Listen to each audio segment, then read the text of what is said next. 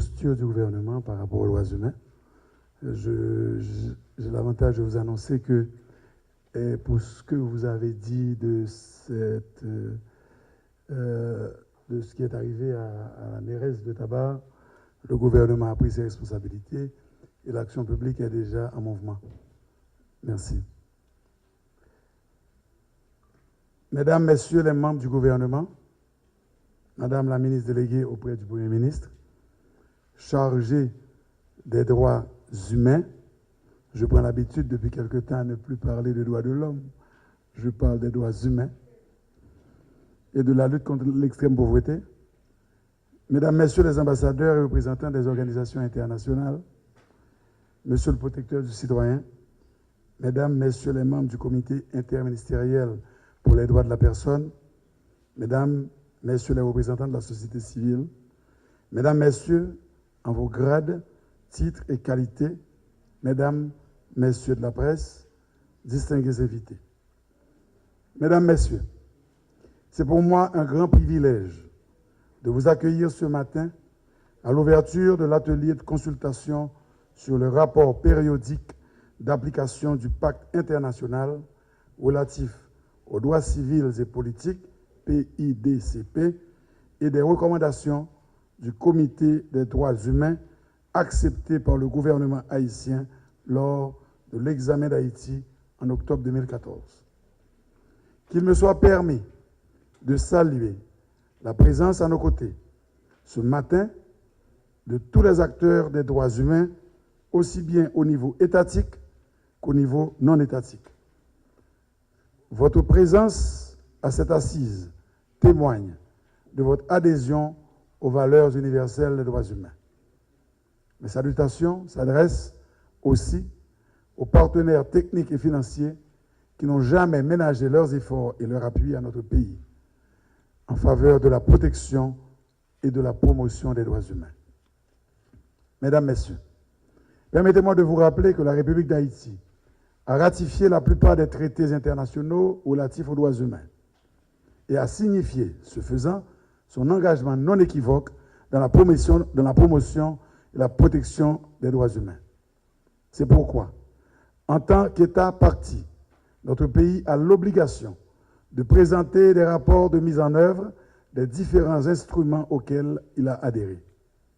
Cette obligation se traduit en pratique par la rédaction des rapports initiaux et périodiques, ainsi que leur présentation au mécanisme de surveillance des Nations Unies selon la périodicité propre à chaque organe conventionnel. Les rapports et les recommandations de la Commission sont pour les États membres des repères importants qui leur permettent de répondre plus efficacement aux demandes et attentes des populations dans le domaine des droits humains. Ils permettent aux États parties de traduire les normes universelles et les conseils en mesures pratiques visant à assumer la justice sociale et pour avoir une incidence pratique sur l'amélioration de la situation des États parties aux différents instruments internationaux de promotion et de protection des droits humains. Je ne saurais ne pas signaler que, dans le passé, nous n'avons pas toujours été en mesure de soumettre les rapports initiaux et périodiques de suivi et de mise en œuvre de ces traités. Des progrès considérables ont été accomplis en ce sens grâce au secrétariat technique du Comité interministériel des droits humains, des droits de la personne, organe créé par arrêté du président du Premier ministre en avril 2013. Ces progrès ont été appréciés dans le domaine des droits humains et ont contribué à changer l'image du pays au niveau international à un point tel qu'en 2016, on parlait de la possibilité pour le gouvernement haïtien de postuler un siège au Conseil des droits humains des Nations Unies. Mesdames, Messieurs, l'administration du président Jovenel Moïse n'a jamais raté l'occasion pour témoigner son engagement en faveur de la protection et de la promotion des droits humains. Les initiatives prises dans le cadre de la caravane du changement sont des témoignages de notre volonté pour améliorer les conditions de vie des populations. Cette administration est convaincue que les droits civils, politiques, sociaux, économiques forment un tout indivisible. Le gouvernement que j'ai le privilège de diriger est persuadé que, sans le respect de ces droits, aucune action de développement ne saurait se réaliser. L'unanimité est faite que les droits humains restent au cœur des processus engagés par tous les pays qui, comme le nôtre, s'emploient à consolider l'état de droit et promouvoir la bonne gouvernance. Il est prouvé que la pauvreté et le sous-développement sont de mauvais terreaux pour les libertés essentielles. Bien sûr, l'œuvre à accomplir reste immense. C'est pourquoi, comme il a été mentionné dans ma déclaration de politique générale, des actions vont être menées pour rendre effectifs ces droits, que ce soit dans le domaine de l'éducation, de la santé ou de l'équité de genre, pour ne citer que cela.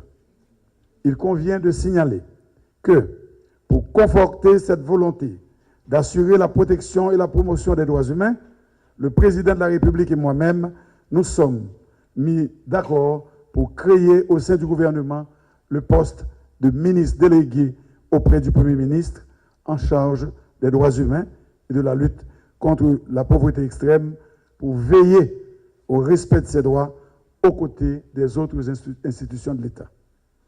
Cette décision fait suite aux demandes répétées pour l'instauration soit de ministres chargés des droits de l'homme, soit d'un organe ou d'une institution nationale des droits de l'homme, soit d'un mécanisme d'élaboration des rapports et de suivi des recommandations, ou encore la désignation d'un point focal dans le domaine des droits de l'homme au plus haut niveau du gouvernement.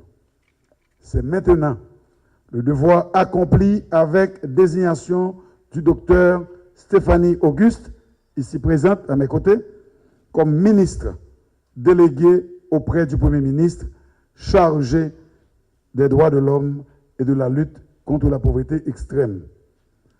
Ainsi, nous sommes à nouveau prêts pour accomplir nos engagements en matière de protection des droits humains. Mesdames, Messieurs, l'atelier qui nous réunit aujourd'hui devrait nous permettre d'accomplir les dernières étapes dans l'élaboration du rapport d'application du PIDCP et des réponses à soumettre sur les efforts consentis par la République d'Haïti. Je fonde donc l'espoir qu'au sortir de cet atelier, le rapport qui vous est soumis ce matin sera enrichi par un examen minutieux et qu'au final, nous puissions disposer d'un document de qualité qui sera transmis aux organes compétents des Nations Unies. Vos fructueuses réflexions permettront également de donner encore plus de substance à notre rêve commun d'un meilleur standard des droits humains dans notre pays. Sur ce, tout en souhaitant plein succès à vos travaux, je déclare ouverts les travaux de l'atelier de consultation sur le rapport périodique d'application du pacte international relatif aux droits civils et politiques et des recommandations du Comité des droits de l'homme, des droits humains, accepté par le gouvernement haïtien lors de l'examen d'Haïti en octobre 2014. Bon travail, je vous remercie.